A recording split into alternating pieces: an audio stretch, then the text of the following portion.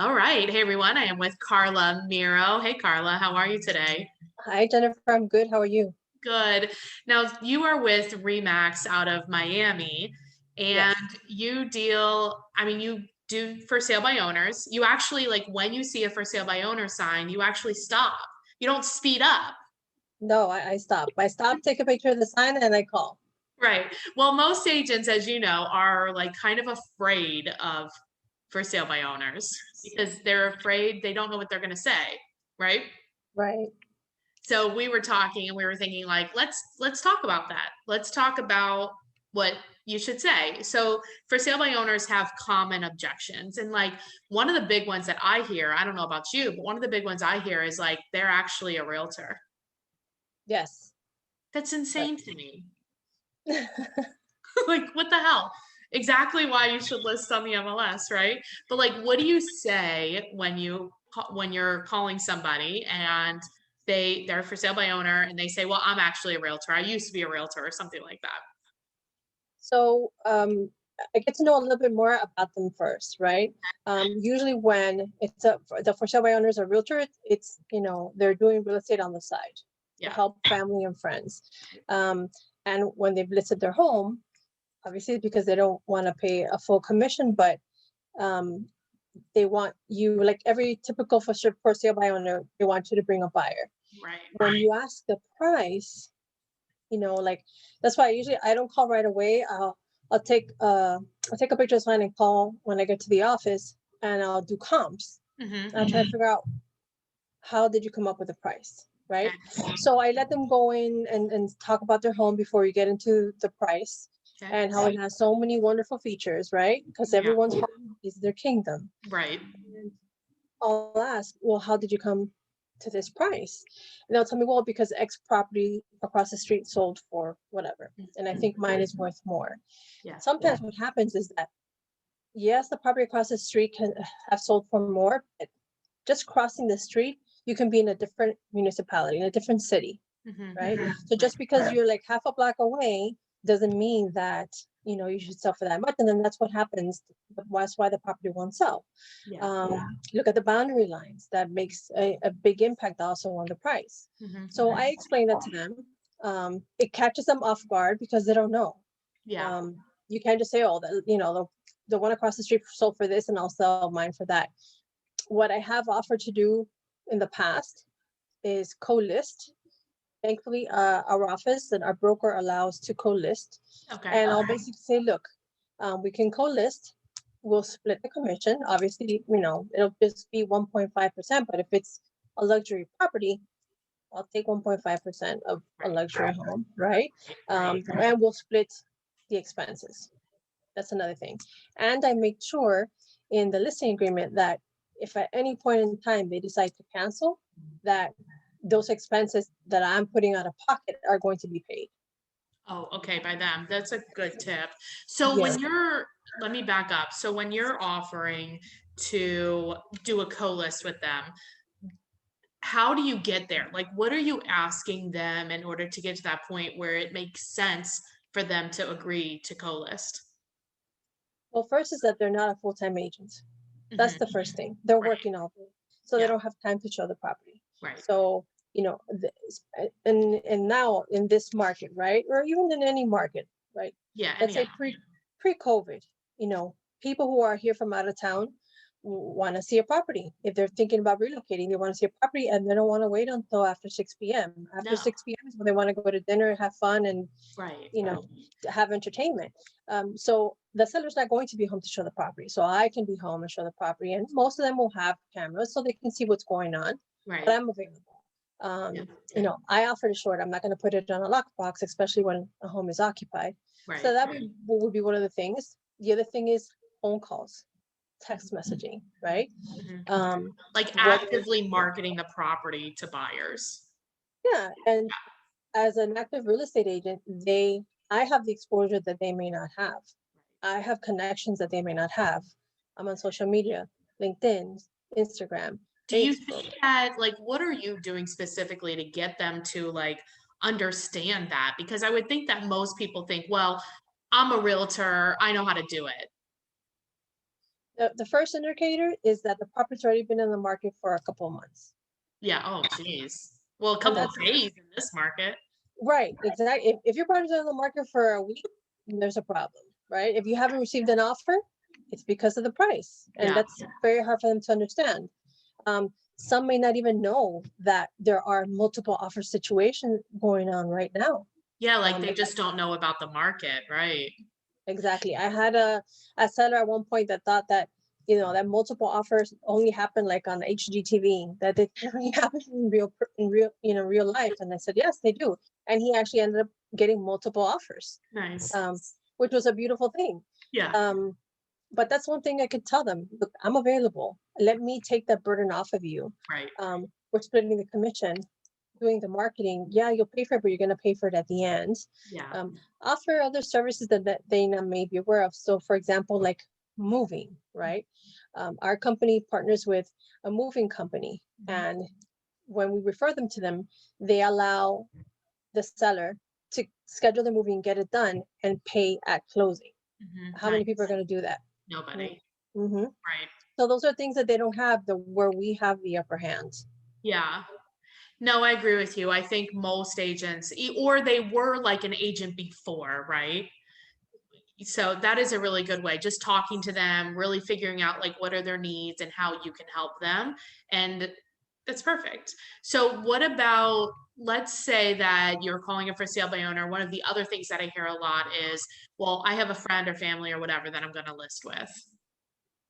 Right. So in Miami, Everybody, because everybody's a realtor in Miami. there's over 50,000 agents in Miami, and that's just Miami. Right. And that's the Miami board, right? Because there's other agents that are not, you know, that are licensed but not registered with the Miami Board of Realtors. Right. So it's, you know, I would say like 95% of the time we're going to find someone who has someone in the business. So I'll say, oh, that's great, that's wonderful. But I say, look, real estate transaction is one of the most important things in your life, right?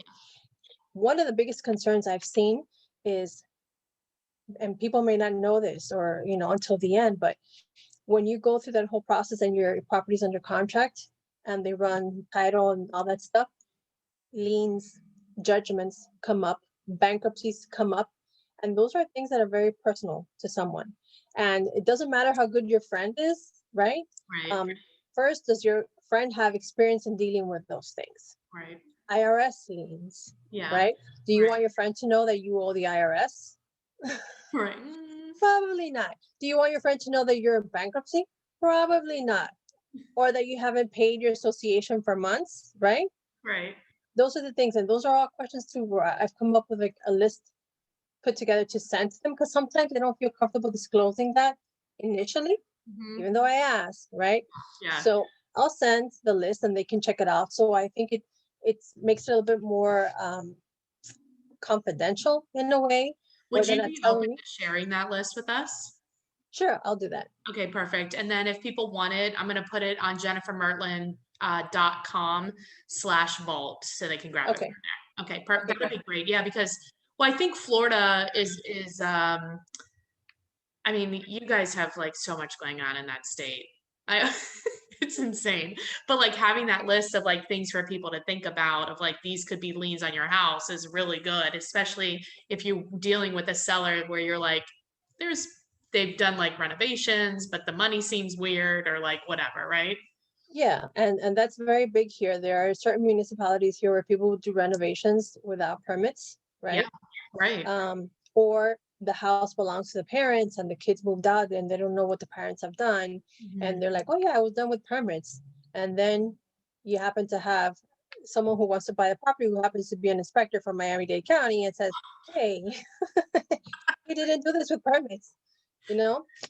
Well, I think like you bring, because if people don't know your background, like you were a paralegal for a long time. And I think that it clearly brings like a level of calmness to your transaction, but it also brings like a level of like really deeply understanding how these liens in different properties can work and how they transfer, which in your city, in your state, is a big deal.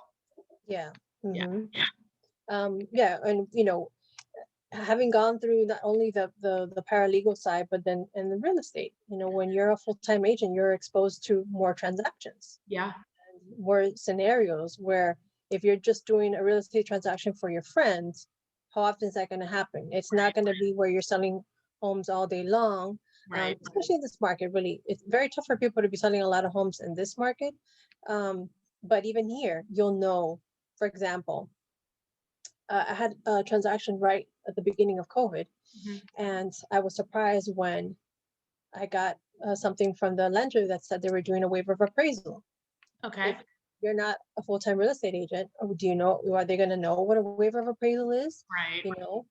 Paying, knowing the contract really like the back of your hand, Right. Right. in, Right. in South Florida, force majeure when we're in hurricane season, right? What happens? Right. Yeah.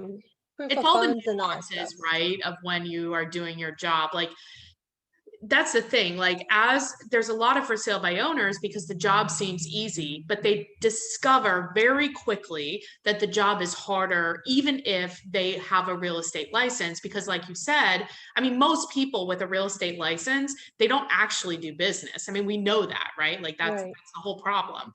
And so Mhm. they very quickly decide that, like, discover that. So staying in communication with them, and like, while you're being helpful, you're not giving them things. You know what I mean? Like, you're just like, you're giving them things to think about. You're not like, here's how you do it.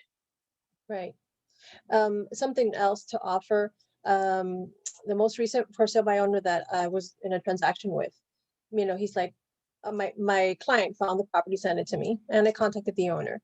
And obviously, I know why he's, for sale by owner. And I said, listen, if you hire an attorney, you're going to have to pay a fee for all the forms, Right. and for the attorney to get that process done. I said, or I can do it for you, Mhm. right? Mhm. At 4%, Mhm. right? I Mhm. prepare everything. I intend inspection, appraisal, walkthrough, closing, and you don't have to worry about a thing. And you don't have to worry about filling out anything. And he Right. said, okay, sounds fair. Boom, boom. Done, done. And he signed the agreement Yeah. That's because you're great. going to spend the money anyway. Yeah. If you're going You to spend it, yeah. try to go to Office Depot and get some forms, Don't do that. You'll be calling me later. I'll talk to you in a week. Exactly. So That's that's another thing, you can say when, hey, you're going to spend the money anyway. You don't need to get an attorney for closing. You can choose the title company, or both parties can agree, or the buyer can choose a title company, and the title right. company would, do the closing. Right. Exactly. That makes sense. Well, these are really good tips. If people have a referral for you in Miami, or they have questions about like dealing with for sale by owners, what is the best way to get a hold of you? So I'm on social media Okay. everywhere, but my phone number, text, call, whatever, 786-955-7952. On Instagram, my handle is PropertyChica. My email is propertychica@gmail.com, and Facebook the same, PropertyChica. Or you can find me under my name, because I have my personal and my business page, Carla M. Miro, or Carla Mariana Miro, Okay. on Facebook and Perfect. LinkedIn. Mhm. Awesome. Well, I really appreciate you being on. Thank you. Thank you for having me, Jennifer. I really appreciate it. See ya.